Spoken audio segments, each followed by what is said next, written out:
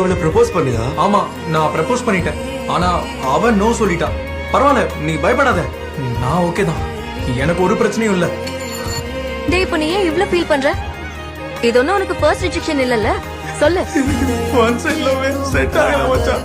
வேண்டாம். காலேஜில் நடந்ததை விட இப்போ நடந்தது எனக்கு பயங்கரமா வலிக்குது. அவன் சென்னைக்கு போயிட்டான். எப்போ? காலையில தான். என்கிட்ட எதுவும் சொல்லலையே. அவன் உன்கிட்ட சொல்லணும். நீதான் அவன் கம்யூனிகேஷனே வேண்டான்னு சொல்லிட்டியே.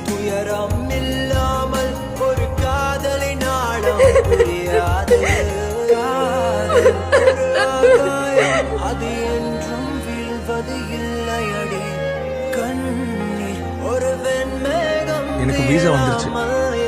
சோ நான் போறேன் யூகேக்கு. எப்போ? நாளைக்கு போறேன்.